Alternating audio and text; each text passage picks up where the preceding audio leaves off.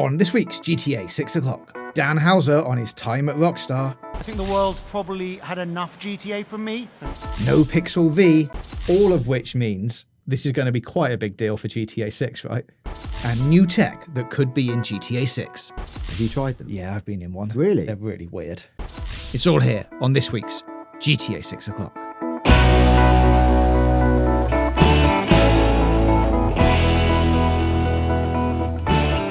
Welcome to episode 91 of GTA 6 o'clock, the world's most in-depth and best connected GTA 6 show, coming to you as always from Los Santos. Just 237 days to go, but it has been a pretty quiet week, and coming from us, that is definitely saying something, Dan. But nevertheless, we are here to bring you all the GTA 6 news, rumours and facts from around the internet. I'm your host, James JJ Jarvis, and joining me is Dan DD Dawkins. Hello, Dan. Hello. Hi, what have you been up to, Dan? What have I been up to? I've been busy with various, as I said in the newsletter, secret projects. I say secret, more like boring for most people. Boring secrets. The best kind. We, as we've said on the show many times, are involved with the creation of other shows. And one of those is the Golden Joystick Awards, which launches, as you hear this, it'll be in just a couple of days. So it's Friday the 3rd. Voting is open. Head to goldenjoysticks.com and pick your games of the year. That was a very seamless plug. I enjoyed that. Yeah. Well done. I feel like I sort of lapsed into voiceover man mode. I liked it. New second career incoming. Yeah, and good, well remembered on the dates. So yes, we are, this is, it's Wednesday the 1st of October as you're listening to this. Voting goes live on Friday the 3rd. There's about 20 categories you can vote in, one of which is most wanted game. And I wonder what people listening to this podcast might vote for in that category. This makes it sound like we're running a global corruption ring. But if, of course, it's nominated. Like, who knows? Nobody knows the shortlist. Nope. Irrespective of my own personal affiliation to GTA 6, would it be fair and equitable for GTA 6 to appear on a most anticipated game list? You decide. Yeah. You let us know in the comments. You decide. So yeah, there is, if you are a true Rockstar fan and you want to support Rockstar, do head to the Golden Joysticks to potentially vote for them should they be there. But, And as, of course, you're listening to this after Friday, head to the website and see if they're on there. Yeah, exactly. What a great surprise. You can still vote. So that's what you've been up to. There was another Dan in our lives, Dan Houser, who has been speaking to IGN at the recent LA Comic-Con. Now, he did an interview which took place during a live stream on Saturday, September the 27th. Did give us a couple of insights into his time at Rockstar and the kind of stuff that he did there. Of course, Dan Houser, ex-Rockstar, now heads up Absurd Ventures, who are in fact making a video game, two in fact, as he says in this podcast or on stage interview, whatever you like to call it. They've also created a podcast called A Better Paradise, which is all out now that you can go and listen to, and a graphic novel called American Caper, which is coming on November the 12th for anyone who's interested in going to pick that up. But this interview was conducted by Ryan McCaffrey from IGN. It wasn't very long. The whole live stream was like 2 hours. An hour and 40 minutes of that was just a holding card. It was the countdown. Yeah. It was like... and that that's very typical of a GTA game. You do a lot of waiting.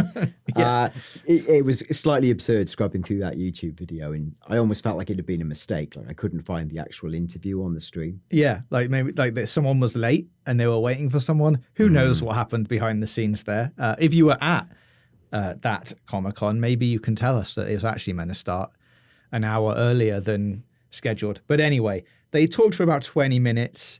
I got the sense, I don't know what you thought, Dan, that Dan Houser probably wanted to talk about Absurd Ventures a little bit more, but the first 15 minutes of this interview were all about his time at Rockstar and GTA. Yeah, there's lots to say, I think, about the overall sweep of this interview. One is that it's quite remarkable. He hasn't done much public stuff. This is like the first one since he joined Absurd Ventures. First on-camera one, I think. He did something related more to Absurd Ventures, where he did not in any way talk about GTA, really. which is probably not, like you said, he didn't really want to do much apart from that. I think, but it's notable that he said, I will be talking about GTA. And this was advertised by IGN as he will talk about GTA in his career. So that in itself had our attention. And I think there was a lot of focus on this panel.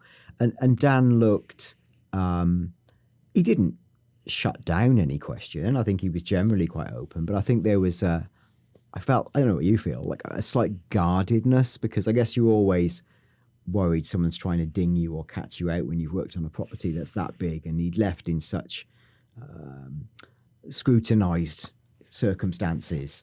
I guess you're always on your back foot, but I don't think it would be crazy to say that Ryan McCaffrey threw him a few underarm pitches.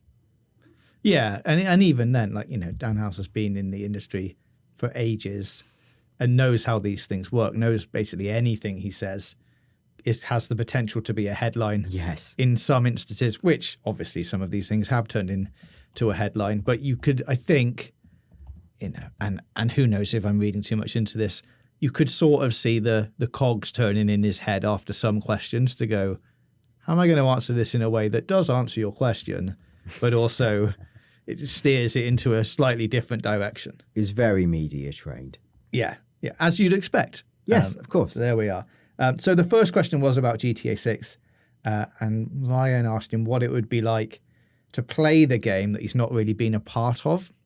And his answer was, well... I wrote the last 10 or 11 of them, so I think the world's probably had enough GTA from me.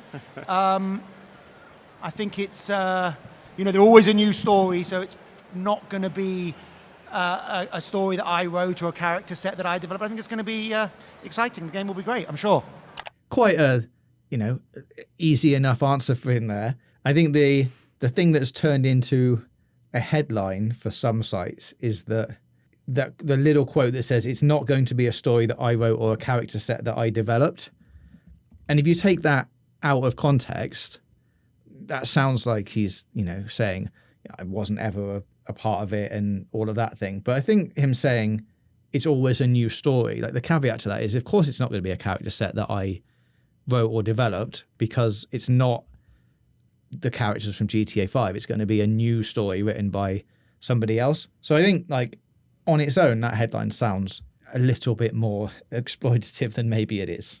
But he did go on to then ask him, like, how do you go about writing a GTA game, which is something we've discussed quite a lot on this podcast. Obviously, back in the GTA 5 days, had an interview with some of the team up at Rockstar North and talked a little bit about how they went about creating the worlds and the characters. Dan says, I think it changed over time.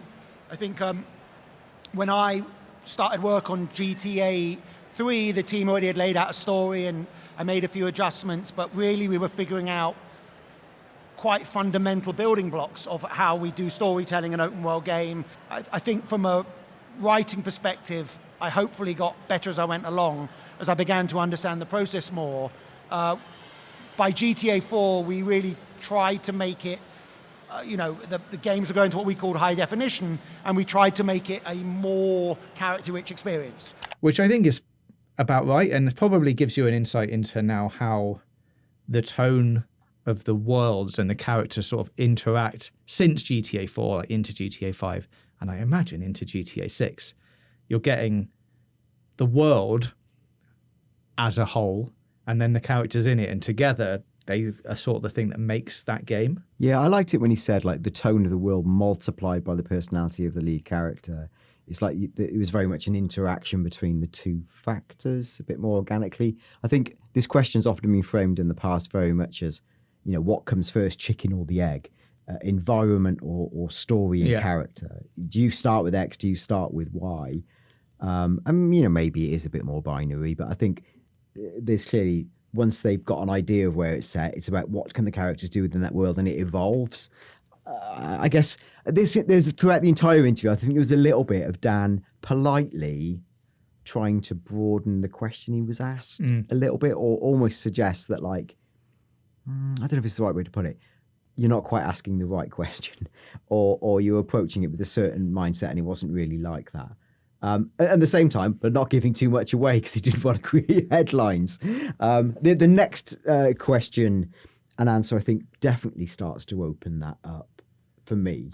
Yeah, and this one, I'm going to paraphrase the question because it was about 3 paragraphs long, but I think it sort of boils down to when you were there, what does having almost unlimited time and money allow you to do that other games wouldn't have been allowed to do because, they're on stricter budgets and stricter timescales. So he said, Well, I felt we always had some time pressure and some money pressure, and certainly a lot of self-imposed real pressure to make something great. So we certainly, I've always felt I was working under lots of pressure, even though the pressure's changed. But we could be imaginative. We were trying to always make something amazing, and the focus was if we made something amazing, it will sell enough to justify making another one. That was always the way, we tried to approach it.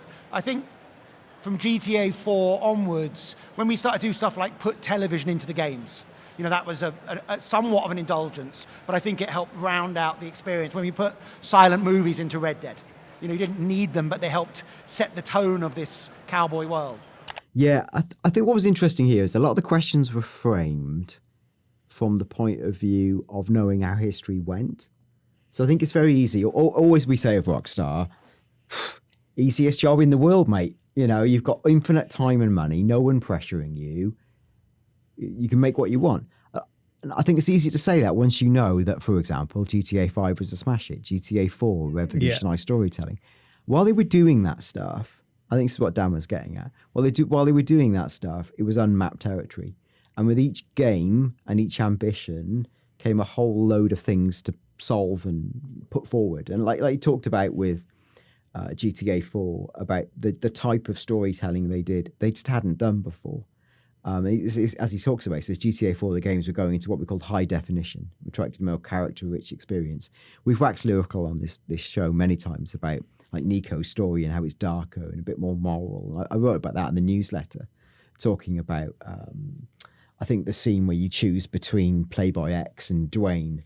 And it's, it seems like looking back, you go, it was really telegraphed what you had to do, but it sort of wasn't. Like they did some interesting, quite grey things before a lot of games. This was in a world pre-Heavy Rain, where there were games that were all about causal choice and the way it goes. There'd been some of that stuff, but it was in its early days, that type of storytelling. So Rockstar were pioneering.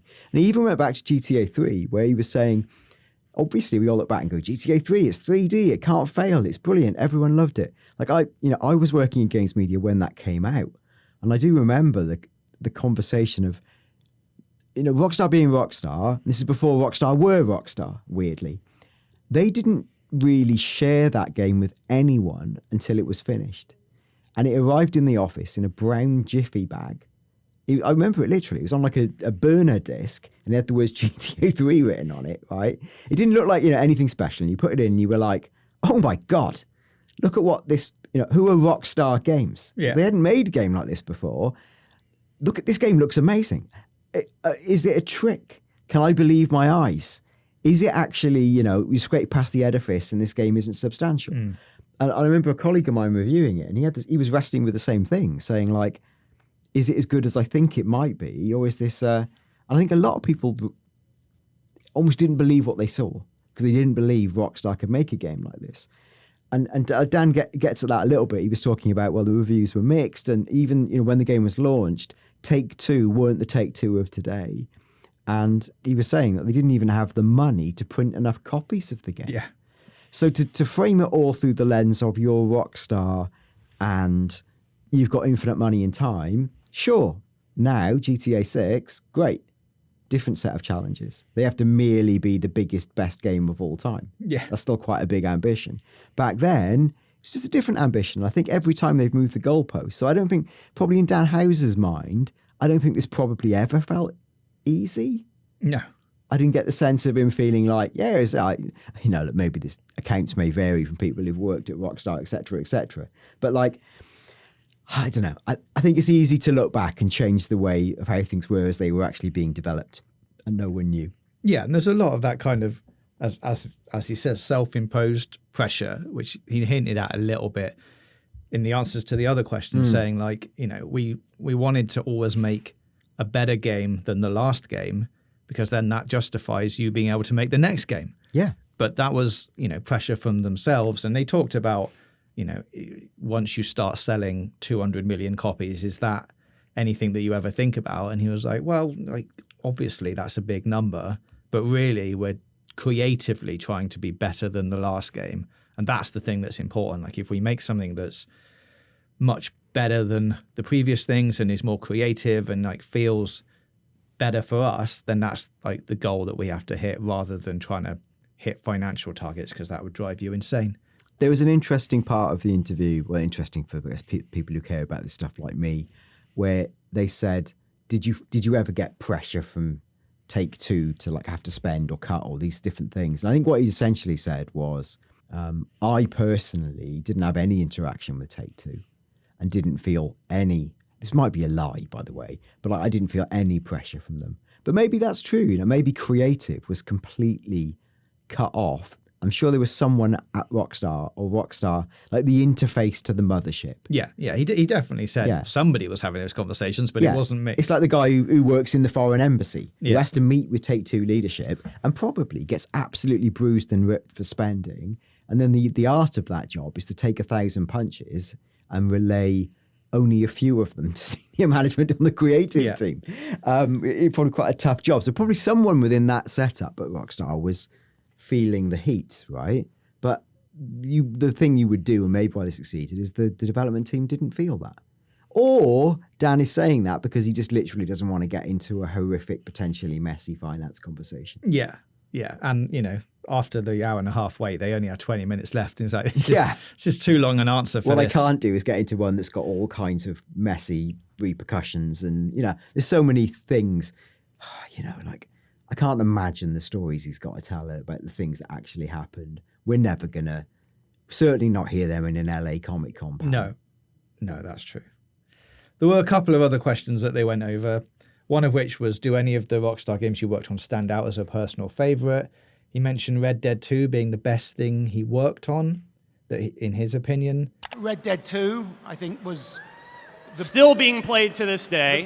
The best thing that I worked on, the best single kind of realization of sort of open world storytelling, thematic consistency, and understanding how the games are assembled to take you on an emotional journey. I also think GTA 4, because we did try and evolve how we did the storytelling and did it in a fundamental way. I think the middle section of GTA 5 is amazing. When we got the 3 characters working, I think it was not flawless, but it was so smooth, that middle section. I thought that was really amazing.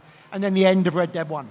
What do you think I've read that. What do you think he means by the middle section? Like, what bits particularly would that be referring to? I imagine, thinking off the top of my head, it's the bit like after you're introduced to all 3 characters. Yeah. And then you've got the choice of, you basically play with all 3 of them. Yeah. For that middle bit. But that does sort of expand into the end a bit, but I guess then it becomes a little bit more focused. Because it actually takes a while, for example, to meet Trevor. Yeah. Hours. Yeah, quite a long time. And I think, I don't want to put words into his mouth, I feel like it's maybe that thing, like you say, of where the band's all together and then you get into the nub of it's all about heists and the way you craft them and create them. And I agree. I think that definitely felt like the strongest bit. And whether weirdly, I don't in my memory think of the resolution of GTA 5 as the highlight. But yeah, definitely the journey on the way felt good. And it's interesting to hear Dan describe that. And also, I guess, is possibly an example of what might be happening in 6. If the conversation around 5 is, hey, we thought this section of it was amazing, and it's the section that is all of the heists and the high octane, exciting bit. As we've seen with 6, there is going to be some of that in there for sure. Have they gone, hey, this bit was amazing, we can probably build on it a bit more, let's just do more of the amazing stuff? And that's how it works, isn't it? Give people more of what they liked. I mean, that's the obvious thing. The other things I thought were interesting, I guess the way he very much distanced, whilst praising it and being excited about it, the way he very much distanced himself from GTA 6, the character set, like you say, part of it was, I guess, to say, no further questions, please. But I think a lot of it is, and again, to interface two different stories together, we've talked on this show about there's been reports of like how GTA 6 was different versions of things at different points in time. And there was a story of what once upon a time, it was like what do they call it? Like Project Americas and a Narcos style game, much more about cartels, gangs, South America. That sounded like, and you never know what the truth is, the version of GTA 6 that maybe once went through Dan Houser's mind. And then I think it was the Driverless stories. Whether they're true or not, we don't know. But they started saying around about 2019, they crystallized in on a different set of ideas. Yeah. And again, without checking live, what date did Dan Houser leave Rockstar? And I guess he went on gardening leave before that. I suspect, we never know, I would not say those two things were unrelated. No, you imagine there would have been a version of, or like an outline of a story for 6, like some ideas There must have been. that he would have thrown out there. Even if, if it was, I can't remember the date, 6 years between the release of 5 and that, you'd have had a few ideas. Yeah. You discussed a few things. Yeah, because you finished the core of the writing of 5 and the story, and now it's about implementing the game and getting all the missions in there, etc., etc. So after that, you start thinking about, well, what people within Rockstar, certainly probably within Take-Two, would have gone, what's next? And it would have gone, well, we've got some ideas for 6. What are the ideas? Tell us. And then they would have given them about 10, and maybe all of them, where they were like, none of these, go back and do something Definitely else. concepted it. And I guess looking at the timeline again, so he left in March the 11th, 2020, but he started a big gardening leave in spring of 2019. So he effectively left in 2019. That was after, and I guess what took all his time before that was, as he says, Red Dead 2. Yeah. Which, if you believe Jason Schreier reports, is the thing that almost snapped the company internally because it was so hard to make and produce. Also, probably, I wonder if there's a little element of Dan retrospectively saying, but it's the thing I'm proudest of, everybody, shouldn't we be proud that we worked so bloody hard to make that thing? Yeah. Yeah. Who knows? That's entirely my speculation. But that would be the timelines. I think probably that grind of making Red Dead and then emerging into, and what's GTA 6? And, we believe that the R&D for GTA 6 was happening 2017, 2018 and beyond. So he's definitely still at the company as R&D into that is happening. And that stuff is happening, in Miami. So they've probably gone, it's going to be Vice City. How do we do a story in modern day Vice City? Yeah, I mean, look, I don't know whether there's probably now, as the more Dan says things and the more you look at the old rumors and stories, you could probably try and merge them together to form a more coherent picture. But I think it's that. I think there's something with, something clearly happened and Dan left in 2019. It's notable. He goes, but I was most proud of Red Dead 2. And I guess you would say that potentially about a thing that maybe broke you and or everyone as a coder to it, but it was worth it. I don't know. I enjoyed that chat with Dan, even though you say it was too brief and not that probing. I guess the thing for fans to be excited about is that he's actually doing another public-facing interview quite soon. So he's chatting to a podcaster called Lex Fridman. Do you know Lex Fridman? Not personally. No. Or online or at all. Yeah, I don't know Lex Fridman.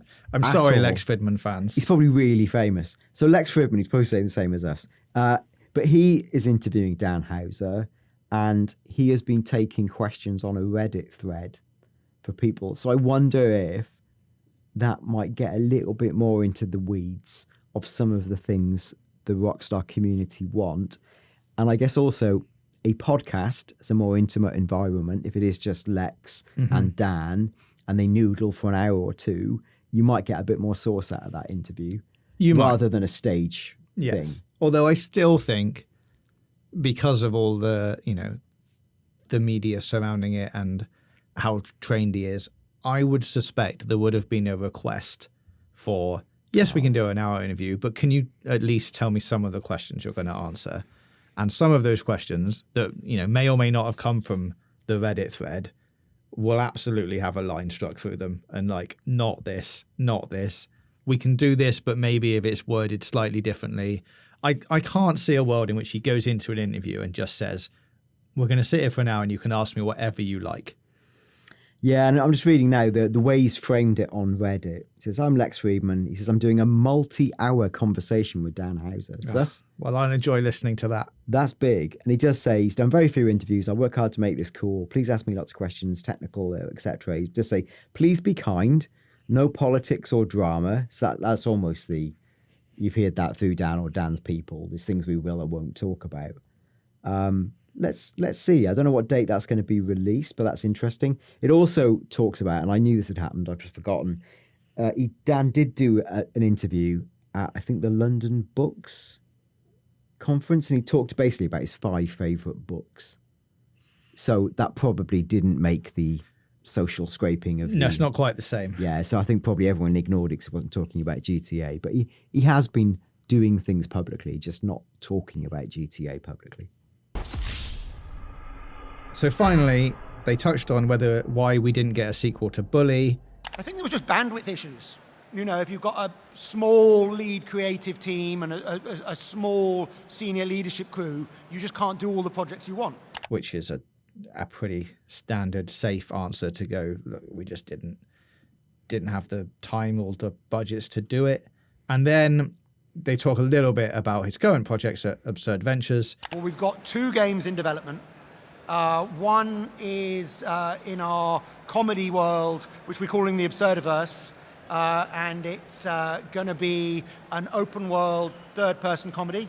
And the other is set in our other universe, which is called A Better Paradise, and it's going to be a third-person dystopian tragedy, or dystopian mess. And it's that's both are in early development, both really exciting to be working on something new. One of those sounds a little bit, a lot more like a GTA game than the other. I don't know how you do an open world third person comedy, but I'm excited to see what that might turn into. Yeah, I don't know. I'm always a bit torn when someone who's got big ideas gets let out of the prison of something successful. It's Hideo Kojima leaves Konami. And I guess he made a performance art of how he and Snake were prisoners in a system, and it was so meta. But that made part of the fun. As much as he tried to break it, it was a game about a commando who shot people. That was the frame. GTA, it's got a certain set of rules that constrains who you are. Mm-hmm. When you get imagination without constraint, sometimes that can be quite challenging. And I have no idea where this is going to go. Could be brilliant. Yeah. I just don't know. But I think there's something to say about the handcuffs that chafe aren't always our enemy, I guess. It's poetic. We should also briefly touch on the NoPixel V news, which has come out in the last week or so. Now, for those who don't remember or don't know, NoPixel is a GTA 5 role-playing server developed by Coil and many others. The server is run on the official Rockstar multiplayer server system for GTA 5, which is 5M. It contains custom scripts created by Coil and community developers. The idea of roleplay, which is what this whole thing is about, is to talk, act, and proceed as the character you are playing. This means that any action taken while in-game is taken on behalf of your character. The intent is to create an immersive experience where players and viewers alike can experience stories and situations in what is essentially another world. Now, NoPixel, the team behind them, have tweeted out that NoPixel 5 is the next evolution of GTA 5 roleplay experience created in collaboration with Rockstar Games, coming soon to the Rockstar Games launcher and other PC platforms. Stay tuned for more information at nopixel.net. Thank you to everyone in the NoPixel community for your continued support. And then Rockstar retweeted that and said, we're excited to support the NoPixel team as they create the future of GTA RP. All of which means this is going to be quite a big deal for GTA 6, right?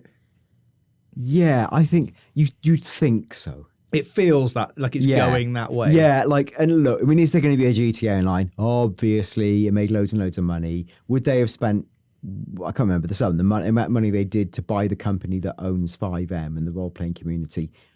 like we were talking about this software, the reason they bought it, I suspect, is two-pronged. One is because they love this thing and they see a future for it in a legitimate way within GTA 5 and 6 ongoing. Two, it gives them more control over where this thing goes and stops it going to the mad and weird and bad places it could do with, and you've only got to, for example, read some of the dialogue around Roblox to know how untrammeled creative communities can be problematic for the holders of that franchise. And especially when there's big monies involved, you don't want that kind of heat. So I think for Rockstar, they need a degree of, we know what's happening here and we control the game, the biggest version of it. Yeah. And I wrote this in the newsletter last week, I'm writing about it. There's a lot of words together that for most humans are going to make them feel ill and weird. When you go Rockstar Games endorse NoPixel V as future of GTA RP, it's just a load of acronyms. Yeah. And that's a very difficult thing to go to a mass market audience and they go, what? GTA RP, NoPixel V? It doesn't mean anything to the normal human. And as I think a part of the process of Rockstar bringing this in-house and endorsing it is to make it more accessible, I think. Yeah, if it's being contained within those launchers, yes, eventually, you would imagine that it'll just be an option once GTA 6 comes to PC, which is going to be years away. Yeah. 2, maybe more. Sorry, PC fans. It will be contained within the launcher. You load up GTA 6 and you get an option. Single player, multiplayer, RP. Potentially, those are the kind of options you go for. I guess you're right. The legitimacy is adding it to the launcher. It's an endorsement. But I wonder if the language used to describe it will become more accessible as time goes on. Will it be described as like enter the RP servers, or will it be role playing or story creation? Will they soften the way it's described? You'd imagine. You can't imagine them describing it as like GTA 6 is proud to platform the NoPixel 6 engine. Like that sounds a bit horrible. So I think they'll wrap it in a different package. I think they'll make it more accessible. But it's wild, right? Because what happens in NoPixel is potentially pretty out there in terms of the way people can play and what they can do. I think the entire announcement's one to keep an eye on because they went to the point of doing a really good it was like a CG logo rotation video on YouTube. It unveiled a lot of the big deal creators who are involved, and it's names like XQC, Valkyrie, Pokemome's in there. Mm-hmm. Like they're big people, like they're big creators, and I don't know what their role will be and how much it really is. But even that, rolling all those people all up into one thing is a big deal. Rockstar endorsing it is a big deal. Is it a big deal for GTA 6? Yes, but we just don't know how. Yeah, and I guess the other side of you saying, the Roblox example of things getting murky is there is a potential then for this being as they say in the statement, essentially another world. Like it's a different form of GTA. Like it's still graphically the same in what you understand, but if you're just going on and playing as the ambulance driver, you can do that. That's fine, but it maybe allows them to go into the slightly more official collaboration route and say, well, look, we can't put Adidas and Red Bull in GTA because we've got parodies of those things. But in the NoPixel world, which is a lot more grounded, we actually can do some of those collaborations, and you can buy your Adidas trainers and kit yourself up in this like cross collaboration brand thing that might open up a lot more options for them, because it doesn't then destroy the illusion of the GTA 6 world they've created with all the parody. But this separate version of it is a little bit more like real life. Yeah, you haven't got like Sprunk and Sprite or whatever. It will be competing in the same way. You can keep the universities separate. It does open up, like a lot of this is partly it's creative, partly it's another money valve. It's not that they need more money valves, but you can bet someone will be charged with, again, the person who doesn't speak to Dan Houser will be charged with find some ways to make this make sense. Yeah, people want to buy Adidas trainers. Like, people buy trainers in Fortnite for a character that you barely ever see their feet. People now want to do that in this game. How do we open up that avenue for them without making it weird?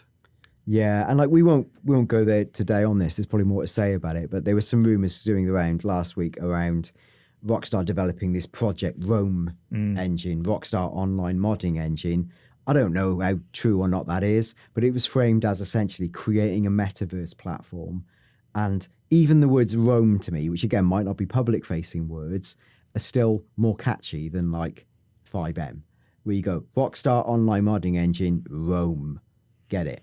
It's a bit more understandable. I think there will be a path where Rockstar start to turn the dial on what 5M is and like watch this space. But yeah, it's exciting, and I just wonder how they reconcile the hardcore and mad and niche nature of what this can be with what is the world's most anticipated mass market game, where a lot of people, and Rockstar said this themselves, all they do is get in a car and drive around shooting people. Yeah.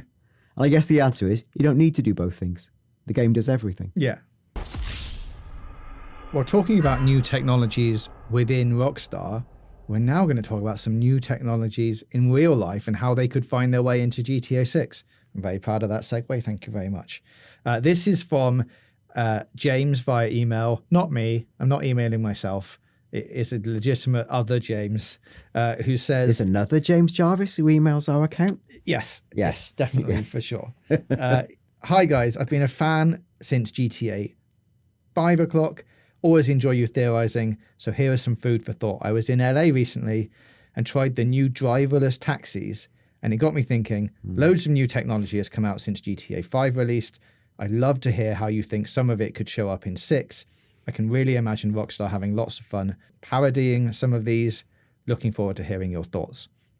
He had a big, long list of things. Yeah. I've cut that list down for time and reasons. So there's a couple of things here that we can discuss and see how we think they might be integrated into GTA 6. Incidentally, have you tried those driverless taxis? I haven't. Have you tried them? Yeah, I've been in one. Really? They're really weird.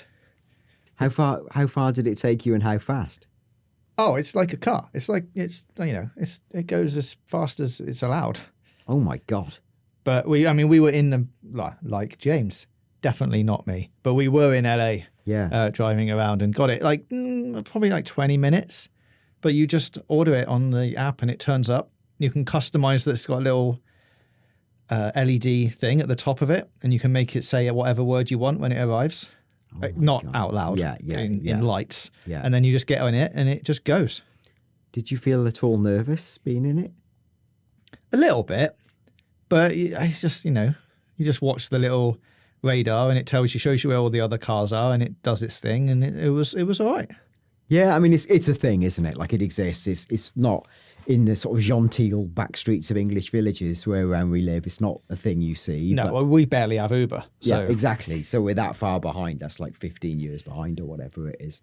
But as a piece of tech to have in GTA, it feels like a gimme. Like, it's a thing surely they could use, right? To make jokes about AI, these sorts of failures, to make a mission especially exciting. Yeah. If you were forced to get in one or get out of one, or it went wrong mid-mission, or it feels like a good device to do something funny and make a comment about this technology. Yeah, for sure. And we've seen, as we discussed last week on the episode, the list of URLs that came out. One of them was RideMe, RYDEME, which feels very much like a Lyft parody, which is, not driverless, but definitely a autonomous sort of taxi service where you just book it on the app. I'd imagine them using this as, whereas you used to ring for a taxi, now you just use the RideMe app and say, I want to go here, and it's just a new way to fast travel. Yeah, it's quite a nice, other ways to fast travel have been, like, say, the body swap, which they said themselves as part of the reason they had 3 characters in 5 was to allow you to port between areas of the map. But this is another way to go, without going Shazam, it's magic. It's quite a clever little trick, I think. Other things that have happened since the release of GTA 5, there's a lot. Food delivery apps are now massive. Deliveroo, DoorDash, Uber Eats, those kind of things. I can see this being in the game, definitely in the form of advertising and that kind of stuff. I think there's loads of parodies they could do on that. Potentially also thought about, what if it was a new type of mini game? You've got pizza delivery in GTA Online and that kind of thing. The extension of that is just now you can pick up, a job working for DoorDash or Uber Eats, and you basically do the same thing as the pizza delivery thing, but you go around and deliver multiple different food types. You can now go to the burger shop and deliver that up into the hills, and you go somewhere else. And it's just a way of exploring the world while making tiny bits of money. It would also be funny, I think, if like pizza delivery or, food delivery people exist in the world. Just driving around. Yeah, and you could hijack them or steal their food. Or again, I don't know how interesting a dynamic it will be to like, I know like in San Andreas, you could eat a lot and get fat. And I don't know if it, you eat it and get a lot of energy. And this sort of rudimentary versions of that system, even something like Death Stranding, where you have a can of power drink to increase your stamina. But I don't know, I think they're very, for me, more incidental things. They're more cosmetic than they are real. Like you won't want your character fall into its knees and go, must eat burger. Must get on my food delivery app and make it deliver it to me right now. Or like hijack now. one or something. It feels like a little bit intrusive, but it might be fun to have them in the world. Even I think a fun. It could be an easy, achievement or trophy of, deliver 50 pizzas or deliver, 50 orders on this equivalent of DoorDash, and, you get a thing. Yeah, it'd be fun. You get a fun hat or t-shirt.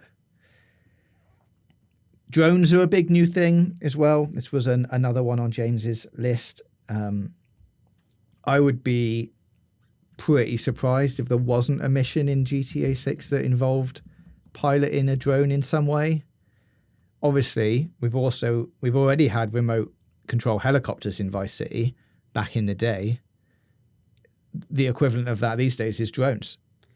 Even what if they even recreated a similar mission where you had to go and plant explosives on a building with using your drone? I definitely had to Google it. It's the Demolition Man mission where you've got the RC Goblin. It's really hard. It was a freaking nightmare, that mission.